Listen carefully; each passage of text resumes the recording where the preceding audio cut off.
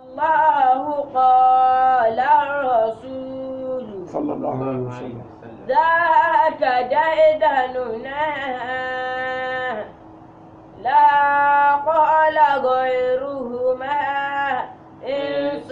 ولا جان لا قال غيرهما إنس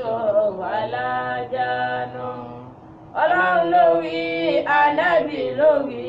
ọ̀rọ̀ mi ẹlẹ́yìn irọ́. أعوذ بالله من الشيطان الرجيم بسم الله الرحمن الرحيم الحمد لله رب العالمين ثم الصلاة والسلام على رسول الله وبعد فالسلام عليكم ورحمة الله تعالى وبركاته. وعليكم السلام ورحمة الله وبركاته. eléyìí ni ètò yín ètò wa tí máa wá láti 32 FM eléyìí tí Alhaji Abdulwasi Ìjẹnradé sonígbọ̀wọ́ ẹ̀ nírántí bàbá wọn Alhaji Sunusi Àyìndé Ìjẹnradé tí wọ́n ti lọ àlùkìyámà ọlọ́mọsà kẹ́ wọn ọlọ́run bá gẹ̀ wọn ọlọ́run yá fi wọn àti ní fífi ṣàdúrà fún alájà wa tọ́jẹ́ màmá wọn alájà Riscot Àbẹ̀jẹ́ Ìjẹnradé ọlọ́run dákun bá fi ìfọ̀kànbalẹ̀ yányán fún màmá náà lórí àwọn ọmọ wọn àti gbogbo ntọ́lọ ní oyípo màmá wọn ọlọ́run dákun jẹ́ wọn máa wà dáadáa. Eléyìí ni àkọlé wáàsí tòní ni aburú tí ń bẹ nínú àdádálẹ̀ nú ẹ̀sìn gbọ́sẹ́ aburú àdádálẹ̀ kí laburú tí ń bẹ nínú kéèyàn dá nǹkan lẹ̀ kọ́ wá pè lẹ́sìn eléyìí tá ń pè ní bídíà gbọ́sẹ́ so eléyìí wáàsí yìí yọ kẹnu díẹ̀ kọ́dà yọ bà wá tó bí ẹ́písòdì 3 torí pé àsìkò tá a ní lórí wáàsí yìí àsìkò tó kéré ni ìṣẹ́jú 10 náà ni a sì kí ẹni tó jẹ́ wípé Ọlọ́run ń lò Alhaji Abdulwasi Ìjẹnradé tó tiẹ̀ lè ronú tó lè rún párúnṣẹ̀ lásìkò tá a wà yìí láti ṣerú nǹkan yìí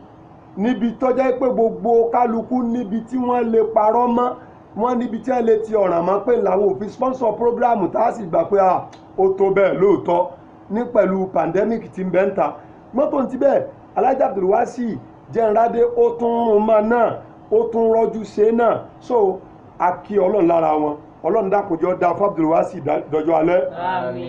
àdádálẹ̀ nú ẹ̀sìn bídíà ẹjá kọ́kọ́ lọ gbọ́ yé náà ìsìláàmù tọ́lọ̀ ń fẹ́ràn Ànábì sallallahu alaihi wasallam ẹ̀sìn tó ti pé ni ẹ̀sìn tẹ́nìkan ò lè fi nǹkan kan kún ni ẹ̀sìn tẹ́nìkan ò tún lè yọ nǹkan kan kúrò ńbẹ̀ ni gbogbo ń tó yẹ kó kún ẹ̀sìn Ọlọ́run ọba ti ṣàlàyé rẹ̀ fáànàbì gbogbo ń tó yẹ kó má kún ẹ̀sìn Ọlọ́run ọba ti ṣàlàyé rẹ̀ fáànàbì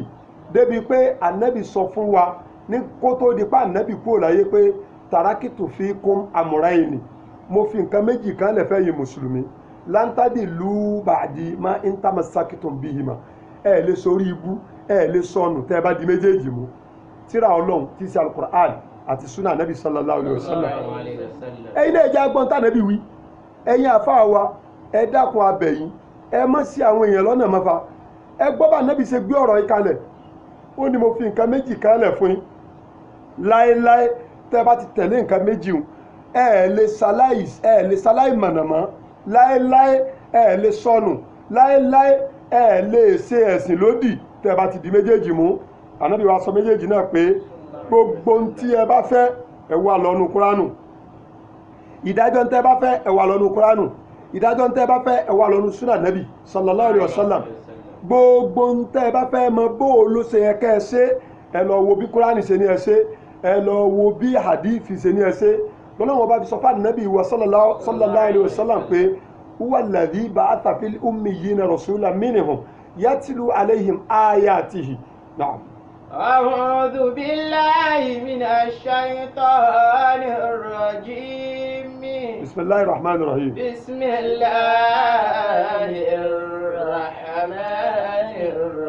الرحيم هو الذي بعث في الأميين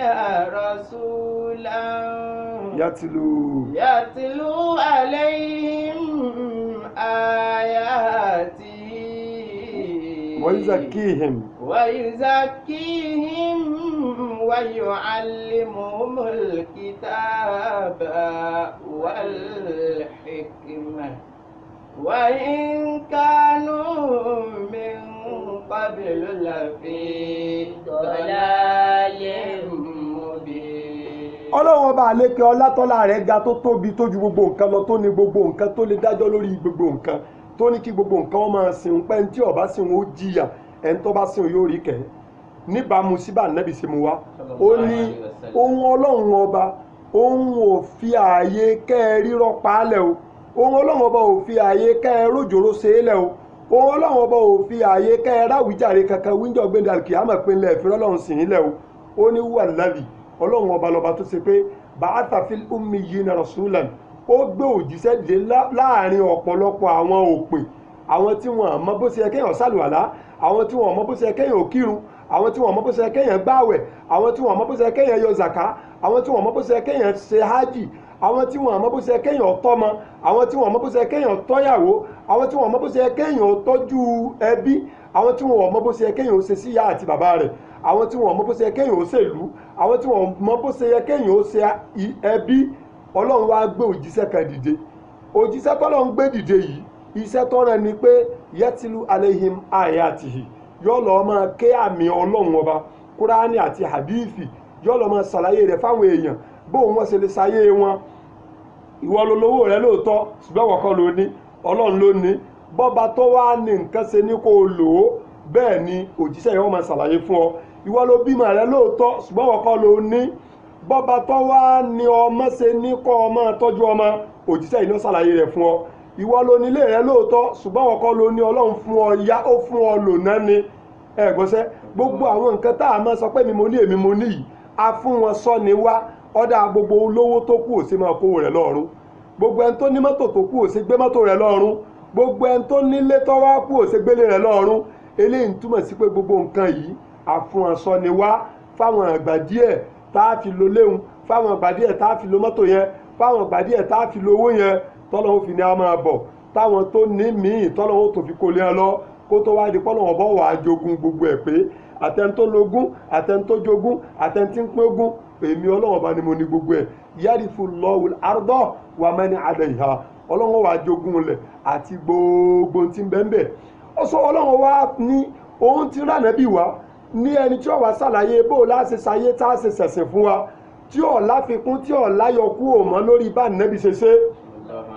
So eléyìí túmọ̀ sí pé yẹtìlú aleihim ayatihi, òjíṣẹ́ yìí yóò máa ké àmì ọlọ́run ọba, yóò máa kà fáwọn èèyàn, wa yuzakihim, yóò máa sọ wọ́n dẹni mímọ́ ń pa ọ̀rọ̀ tó bá sọ fún wọn pé ọlọ́run ló ní ẹ ṣe báyìí nípa owó yín, ọlọ́run ló ní ẹ ṣe báyìí nípa ọmọ yín. Ẹni tí bá ń tẹ́tí gbọ́ ń tà nẹ́bì fílẹ̀ ní Kùránì àti súnà nẹ́bì sallallahu alaihi wasallam,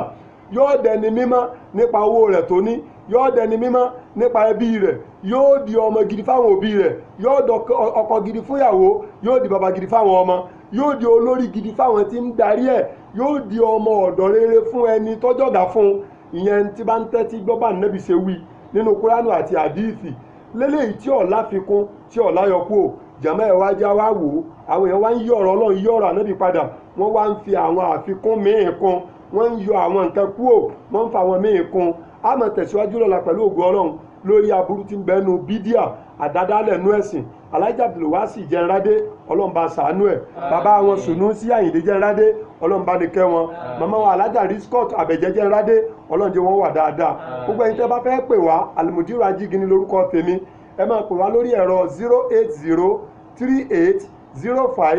08038052812